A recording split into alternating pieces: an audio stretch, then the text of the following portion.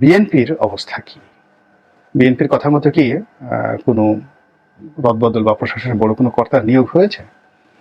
আমার জানা মতে সিভিল সার্ভিসে আসলে ওইরকম বিএনপি পন্থী যারা আছেন ওরকম কেউ নয়। এরা অনেকে বিএনপির সঙ্গে চলার চেষ্টা করছে, বাট বেশিরভাগই জামাতের লোকজন, যারা খুব দ্রুত এই কয়েকদিনের মধ্যে অনেকগুলো প্রমোশন পেয়েছেন। এদের মনোবল দুর্বল হয়ে গেছে এবং তারা বিএনপির জন্য আগেও যেভাবে কোনো কিছু করতে পারেননি, এখনো কোনো কিছু করতে পারবেন বলে মনে হচ্ছে না, যেটা জামাতের লোকজন করবে এবং তারা কমিটেড। দ্বিতীয়ত, পুলিশের যে গুরুত্বপূর্ণ যে পদগুলো আছে, এখানেও দেখা যাচ্ছে যে অনেকে চাকরি পেয়ে গেছে, যাদেরকে বিএনপি মনে করছেন যে এটা তাদের লোক, কিন্তু আলটিমেটলি এদের একটা বিরাট অংশ জামাতপন্থী। তো জামাতপন্থী যারা লোক কিন্তু বিএনপি কোটায় তারা বিএনপি মানে বিশেষ করে পুলিশের যে বড় বড় পদগুলোতে তারা দখল করে নিয়েছে, এতে কোনো সন্দেহ নেই। তো এই যে পুলিশে দেখা গেল যে একজন এসপি পদের লোক, সে গত 12 বছর, 10 বছর, 8 বছর পুরো সার্ভিস থেকে বাইরে ছিলেন, এবং অনেকের চাকরি হয়তো 2 বছর, 2.5 বছর আছে, কারো চাকরি 1 বছর আছে। তো এরকম প্রায় শখানিক কর্মকর্তাকে নতুন করে প্রমোশন দেওয়া হয়েছে, পদায়ন করা হয়েছে, এবং এরা ঠিক এই মুহূর্তে তাদের যে অবস্থা, সেই অবস্থায় তারা বিএনপির জন্য 2 পয়সার উপকার করতে পারবেন না।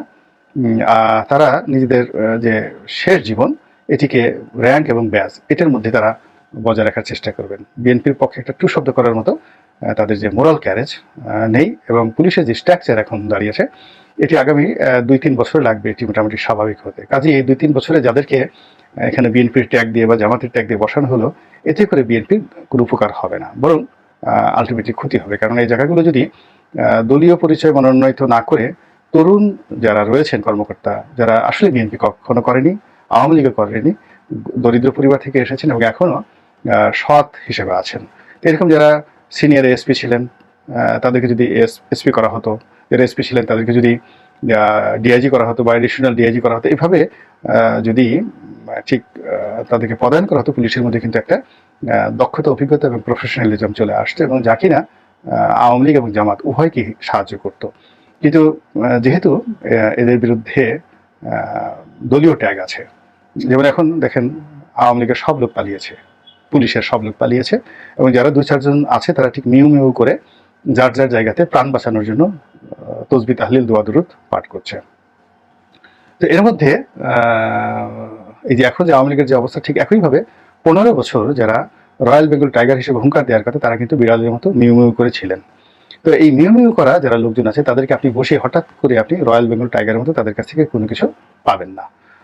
বরং এরা যেটা হবে সেটা হলো, এখন যে রেজিমটি আছে সেই রেজিমটি যদি কোনো কারণে তাদের মধ্যে একটা ফিউডালিটি এসে যায়, তাদের মধ্যে যদি একটা আবার ফ্যাসিজম তাদের মধ্যে শুরু হয়ে যায়, তাদের মধ্যে যদি ক্ষমতার লোভ দেখা দেয়, তাহলে অতি সহজে এই দলবাজ যারা কর্মকর্তা, আলটিমেটলি যে কোনো দল, সেটা আওয়ামী লীগ করেন, জামাত করেন আর বিএনপি করেন, সরকারি কর্মকর্তারা যারা দলবাজি করেন, শিক্ষকরা যারা দলবাজি করেন, এরা প্রথমত ভালো মানুষ না, দ্বিতীয়ত তাদেরা লোভী, তৃতীয়ত তারা অদক্ষ এবং অপেশাদার।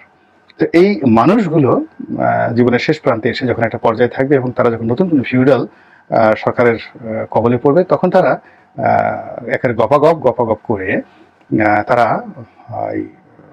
আওয়ামী লীগ এবং তারা বিএনপি এবং জামাতের বিরুদ্ধে তাদের সেই শক্তি প্রয়োগ করার জন্য তারা উদ্গ্রীব হয়ে যাবে। আপনি দেখুন এখন যে মামলাগুলো হয়েছে, বেশিরভাগ মামলাগুলো সেই ওসিরাই করেছে, যে ওসিগুলো এতদিন আওয়ামী লীগের দ্বারা যাকে বলা হয় উপকৃত হয়েছে। এখন আমি এমন অনেক ঘটনা দেখেছি, বিএনপির লোকজন বা যারা মামলা করতে গেছেন, তারা হয়তো 100 জনের নামে মামলা করেছেন, কিন্তু দেখা গেল থানা থেকে বলা হয়েছে অমুক অমুক অমুক অমুক, এরকম ঘটনাও যে ঘটে নেই তা কিন্তু বলা যাবে না।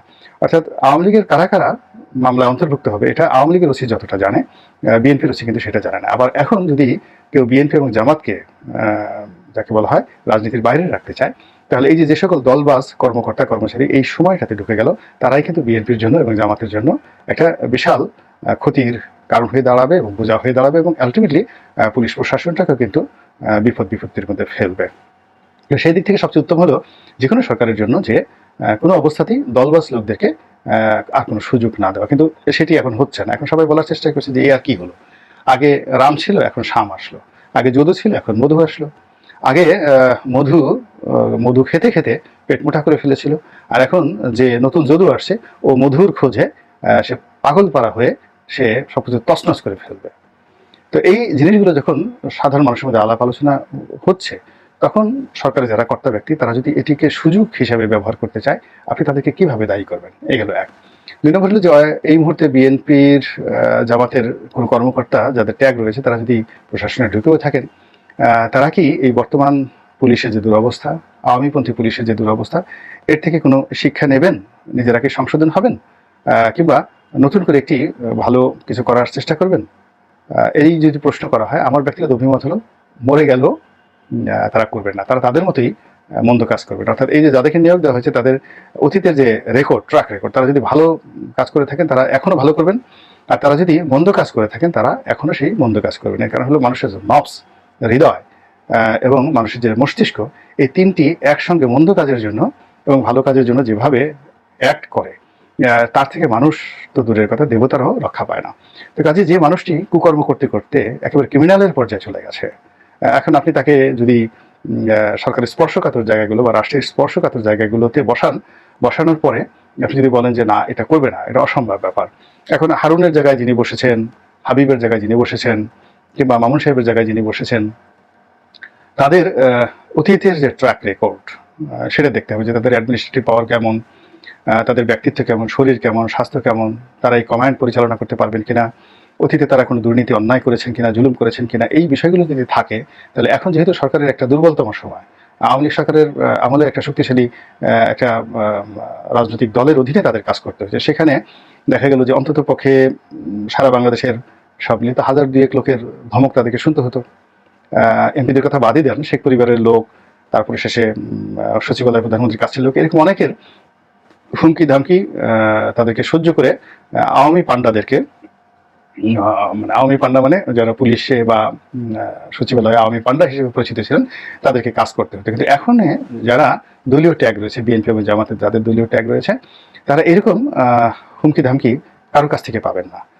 বিএনপির লোক বা জামাতের লোক বড় যে রিকোয়েস্ট করবে, অনুরোধ করবে, সরকারের যারা লোকজন রয়েছে তারা ঠিক ওই শেখ হাসিনার মতো বা তার মন্ত্রীদের মতো এইভাবে হুমকি দিয়ে ধামকি দিয়ে এটা করো এইভাবে তারা বলবেনও না, বলতে পারবেন না, বিকজ তারা খুব ট্রানজিশনাল একটা পিরিয়ড তারা অতিক্রম করছেন।